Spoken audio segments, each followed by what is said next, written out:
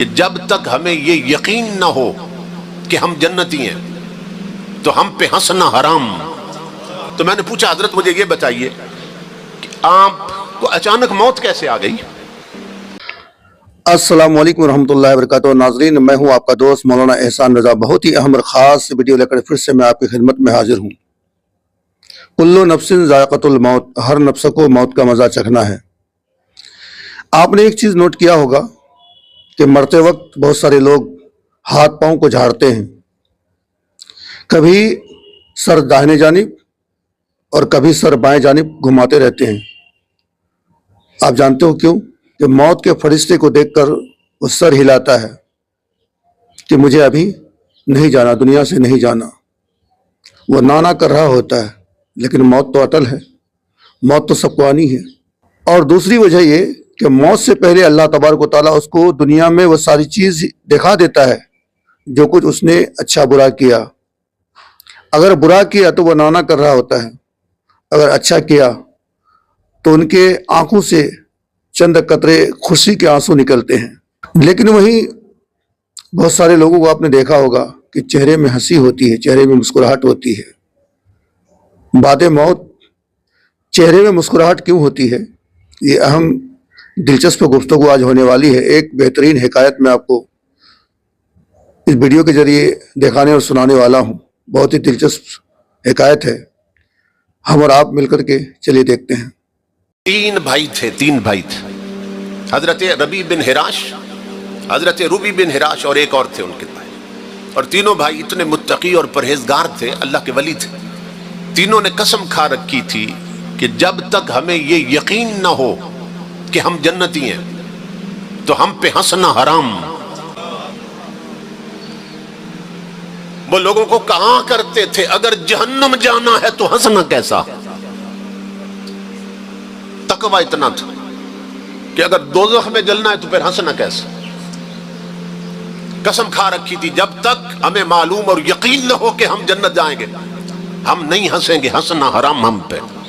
اور محدثین لکھتے ہیں کہ کسی نے انہیں زندگی میں ہنستے نہیں دیکھا۔ اتنا خوف خدا تھا کہ اگر دوزخ میں جلنا ہے تو پھر کیا ہنسنا ہے۔ ایک بزرگ تھے اللہ کے ولی، تو راہ چلتے ہوئے ان سے کوئی پوچھ لیتا نا سلام دعا کے بعد، حضرت حال کیسے ہیں آپ کے؟ تو ہمیشہ جواب یہ دیتے اگر جہنم سے بچ گیا تو سب خیریت، اگر دوزخ سے بچ گیا تو سب خیریت۔ یہ ہم ہیں جو جہنم کو بھولے ہوئے ہیں، یہ ہم ہیں جو دوزخ کو بھلائے بیٹھے۔ تو وہ تین بھائی زندگی بھر نہیں ہنسے، اور محدثین علماء بیان کرتے ہیں ان کے زمانے کے، وہ کہتے ہیں زندگی میں تو انہیں ہنستے نہیں دیکھا، مگر عجیب بات کہ اپنے اپنے وقت پر جب تینوں بھائی فوت ہوئے تو ہم انہیں تختے پہ لٹا کے غسل دے رہے تھے اور وہ ہنستے جا رہے تھے۔ اللہ اکبر، یا رسول اللہ۔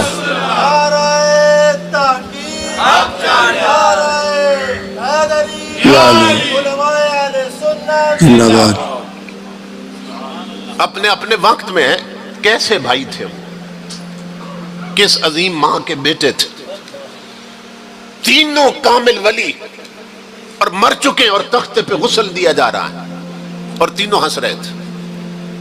تو لوگوں کو یقین ہو گیا کہ زندگی میں نہیں ہنسے، پھٹے پہ ہنس رہے ہیں، اس کا مطلب یہ ہے انہوں نے اپنا ٹھکانہ جنت دیکھ لیا ہے۔ تو موت صرف دنیا بدلواتی ہے۔ اسی طرح، اور یہ صرف کتابوں کی بات نہیں ہے، وہ اسی دور میں اللہ نے وہ عشق رسول ہمیں دکھا دیا۔ بڑے بڑے چودھری، ملک مہر اور راجے مر جاتے ہیں، بڑے بڑے وڈیرے اور جاگیردار مر جاتے ہیں، مگر آپ دیکھتے ہیں کہ ناک سے خون بہنا شروع ہو جاتا ہے، منہ ٹیڑھا ہو جاتا ہے، پھر یہاں کپڑا باندھ دیا جاتا ہے سر سے گزار کے، منہ سے رطوبت بہتی ہے، جاگ نکلتی ہے، رال ٹپکنے لگ جاتی، چہرے بگڑ جاتے ہیں، مگر امام الانبیاء کے غلاموں، وہ عاشق رسول جو ویل چیئر پر بیٹھا رہا، خود تو نہیں چلا مگر لاکھوں کو چلنا سکھا گیا۔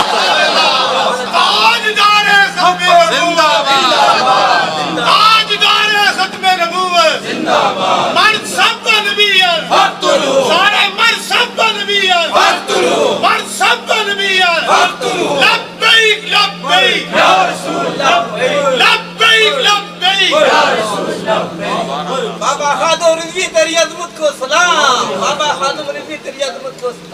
بڑے بڑے مر جاتے ہیں، منہ ٹیڑھے ہو جاتے ہیں، ناک میں روئی ٹھونس دی جاتی ہے کیونکہ خون بہنے لگ جاتا ہے، بلیڈنگ ہوتی ہے۔ مگر امام الانبیاء کے غلام وہ عاشق رسول، اور جو جیا تو رسول کے لیے اور مرا تو رسول کے لیے، اس کا جنازہ 3 دن میت پڑی رہی، اور تیسرے دن جب جسد خاکی اٹھا تو کروڑوں لوگوں نے دیکھا کہ آج بھی اس عاشق رسول کا چہرہ گلاب اور موتیے کو شرما رہا تھا۔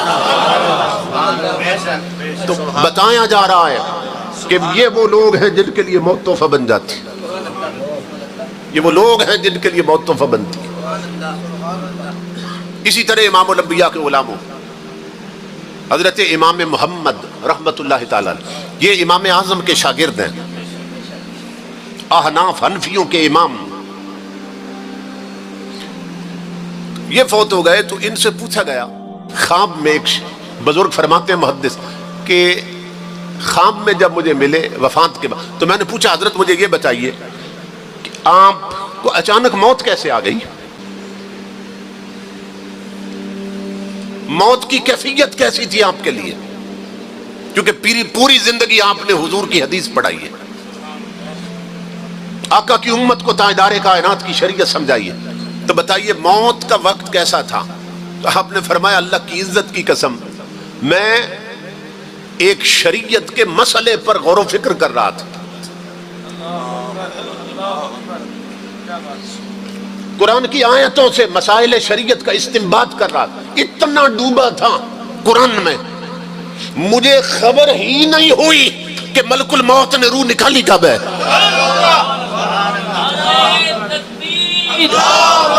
نعرہ رسالت، نعرہ حیدری۔ اور جب مجھے تختے پہ غسل دے رہے تھے اس وقت اس مسئلے سے میری توجہ ہٹی، اس مسئلے سے، اس آیت سے جس سے استنباط کر رہا تھا مسائل، اس وقت توجہ ہٹی جب تختے پہ غسل دے رہے تھے۔ تو میں نے یہ دیکھا کہ میں تو خود نہ آیا کرتا تھا، مجھے کیوں نہ لایا جا رہا ہے؟ تو اس وقت پتا چلا میں تو مر چکا ہوں۔ اسی لیے علامہ اقبال کہتا ہے فنا کیسی، اللہ کے یاروں کے لیے، رب کے پیاروں کے لیے فنا کیسی، بقا کیسی جب اس کے آشنا ٹھہرے، کبھی اس گھر میں آ نکلے کبھی اس گھر میں جا ٹھہرے۔ تو موت، اور امام الانبیاء نے اس پہلو پر اپنے اس ارشاد سے بھی وضاحت فرمایا تحفۃ المؤمن الموت۔ امام الانبیاء نے فرمایا دنیا میں یار یاروں کو تحفے دیتے ہیں، اللہ رب العزت موت بھی اپنے ولیوں کو تحفہ دیتا ہے، موت کا تحفہ دیتا اللہ اپنے ولیوں کو۔ تحفۃ المؤمن الموت، مومن کے لیے موت اللہ کی طرف سے تحفہ ہوتی ہے۔ قبر تک پہنچنے تک نا،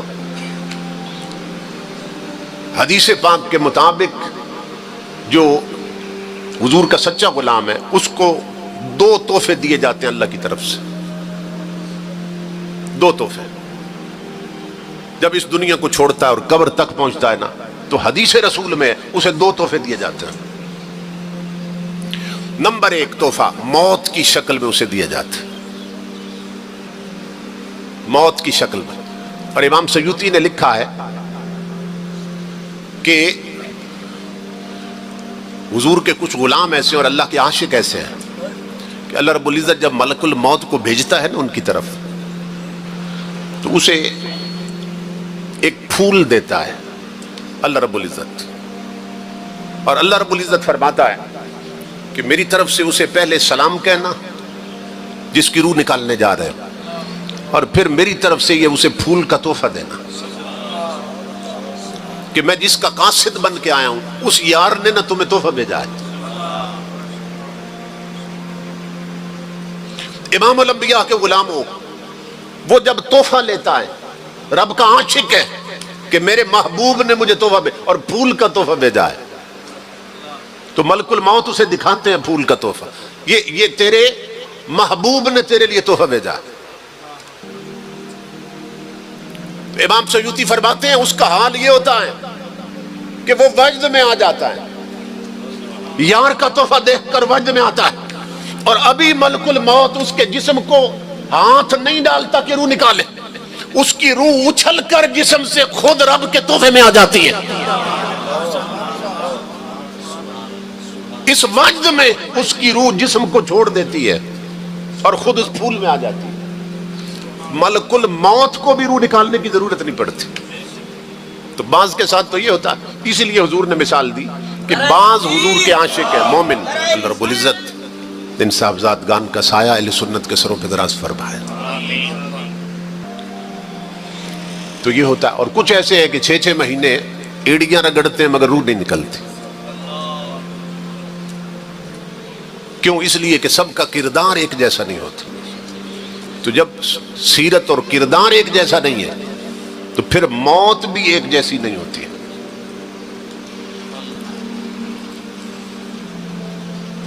امام الانبیاء کے غلام ہوں، یہ جو 3 بھائی تھے نا جن کی میں بات کرتا، ان میں ایک بھائی فوت ہو چکا ہے، اور اس وقت حضرت عائشہ صدیقہ زندہ تھی، ام المومنین رضی اللہ تعالیٰ۔ اس دور کی بات، ایک بھائی فوت ہو چکا تھا، میت کو غسل دے چکے تھے، کفن پہنا چکے تھے، لیکن گھر میں رکھ کے نا جیسے ہمارے ہاں عادت ہوتی ہے کہ کوئی ابھی نہیں پہنچا تو اس کا انتظار ہو رہا ہے، اس وقت بھی کسی کا انتظار کر رہے تھے کہ وہ آ جائیں تو پھر میت اٹھاتے ہیں، جنازہ اٹھاتے ہیں۔ امام الانبیاء کے غلام ہو حضرت شیخ ابو طالب مکی لکھتے ہیں رحمت اللہ تعالی علیہ، آپ فرماتے ہیں انہوں نے اپنے چہرے سے خود کفن ہٹا دیا،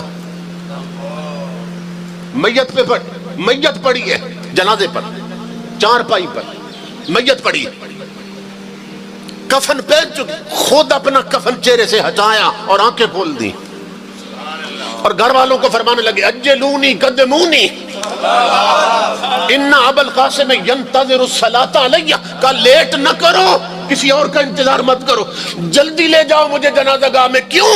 کہ مدینے سے کملی والے میرا جنازہ پڑھنے کے لیے تشریف لا چکے ہیں۔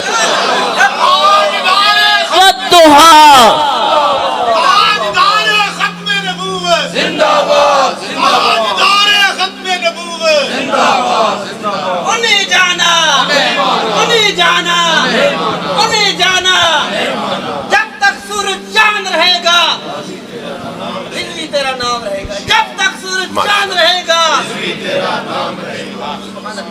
کہا تم کسی اور کا انتظار مت کرو، جنازہ گاہ میں محمد عربی صلی اللہ علیہ وسلم میرا جنازہ پڑھنے کے لیے تشریف لا چکے ہیں۔ یہ صورتحال، یہ وہ لوگ ہیں جن کے لیے بعض اوقات کوئی مر جاتا ہے تو جب ہم میت کو دیکھتے ہیں تو ایسا لگتا ہے جیسے وہ مسکرا رہا ہو، تو کوئی لوگ اکثر یہ کہتے ہیں کہ اس نے اپنا اچھا انجام دیکھ لیا ہے، اس بنا پر یہ مسکرا رہا ہے، کیا حکم شرع ہوگا؟ دیکھیں، یہ تو بہت سے اکابرین سے ثابت ہے کہ انہوں نے بوقت وفات وہ مسکرائے ہیں، اور یہ حسن ظن بھی قائم کیا گیا ہے کہ جو بوقت موت مسکرا رہا ہو یا مرنے کے بعد مسکراہٹ اس کی واقعی مسکراہٹ ظاہر ہو رہی ہے، ایک تو ہے نا کہ لگتا ہے، ایک ہے واقعی مسکرا رہا ہو تو اس کے اچھے انجام کے بارے میں حسن ظن قائم کیا جا سکتا ہے۔ لیکن یہ کوئی قرآن یا حدیث میں ایسی بات نہیں آئی کہ جو مرتے وقت یا مرنے کے فوراً بعد مسکرائے گا وہ ضرور جنت میں جائے گا یا اس کا ضرور انجام اچھا ہے۔ تو خلاصہ کلام یہ ہے کہ حسن ظن قائم کرنے میں تو حرج نہیں، کہ یوں ہم کہہ سکتے ہیں کہ یار لگتا ایسا ہے کہ اللہ نے اس کی بخشش کر دی ہے، لگتا ایسا ہے کہ اس کو رحمت کے فرشتے نظر آ رہے ہیں جس کی بنا پر یہ مسکرا رہا ہے، لگتا یہ ہے یا ہو سکتا ہے، یعنی غیر یقینی سے جملے آپ کہہ سکتے ہیں، لیکن یقین کے ساتھ یہ کہنا کہ بھئی یہ تو جنت ہی ہے، مسکرا رہا ہے، ہم یقین سے کہہ سکتے ہیں جنت، آپ یقین سے نہیں کہہ سکتے، کیونکہ یقین کے پیچھے ایک دلیل ہونی چاہیے، اور دلیل آپ کے صرف حسن ظن کے علاوہ کچھ بھی نہیں ہے، اور حسن ظن سے ظن حاصل ہوتا ہے، یقین حاصل نہیں ہوتا جب تک کہ اس کے لیے قرائن اور دلائل وغیرہ موجود نہ ہوں۔ یقیناً میرے دوستو، جب موت کی بات ہم سنتے ہیں تو خوشی بھی ہوتی ہے اور غم بھی ہوتا ہے۔ خوشی اس لیے کہ ہمیں اللہ کے نبی حضرت محمد صلی اللہ علیہ وسلم کی دیدار نصیب ہوگی، اللہ سے ملاقات ہوگی۔ دکھ اور غم اس لیے کہ ہم نے دنیا میں کوئی اچھے عمل کیے نہیں، تو میری تو گزارش آپ سے یہ ہے کہ دنیا میں اچھا سے اچھا عمل کریں تاکہ موت کے وقت شرمندگی نہ ہو، बाद मौत कब्र में भी शर्मिंदगी ना हो, और मैदान महशर में जब हम रब की बारगाह में हाजिर दें वहाँ भी शर्मिंदगी ना हो। इन तमाम शर्मिंदगी से अगर बचना हो तो आप 3 काम कर लो कि 5 वक्त की नमाज पाबंदी से पढ़ो, और दूसरा काम ये कि हमेशा हलाल रिस्क खाओ, और तीसरा काम ये कि कब्रिस्तान की आप अक्सर हाजिरी देते रहो। 5 वक्त की नमाज पढ़ोगे तो एक नमाज से लेकर दूसरी नमाज के दरमियान जितने गुनाह सगायर होंगे अल्लाह माफ फरमा देगा। हलाल रिस्क खाओगे तो यकीनन क़यामत के दिन हिसाब देने में आसानी होगी। कब्रिस्तान अक्सर व बेशतर जाते रहोगे तो तुम्हें मौत की याद आएगी, और फिर दबी हुई कब्रों को देखकर दिल में एहसास होगा कि हमसे अच्छे अच्छे लोग, हमसे बड़े बड़े लोग, हमसे बढ़ के ताकतवर लोग, हमसे बढ़ के दौलतमंद लोग आज इस कब्रिस्तान में आके लेटे हुए हैं। एक भी शख्स खैरियत पूछने वाला नहीं है, खबर लेने वाला नहीं है। उनकी कब्रों के ऊपर बकरियां चल रही है, गाय चल रही है, जानवर इधर से उधर जा रहे हैं, कोई भी उनका पुरसाने हाल नहीं है। जब उनको देखोगे, दबी हुई कब्रों को देखोगे, तो फिर गुनाह से खुद ब खुद तुम दूर हो जाओगे, नेकी की तरफ आपका दिल माइल हो जाएगा। अल्लाह हम सबको अमल की तौफीक दे। अस्सलामु अलैकुम।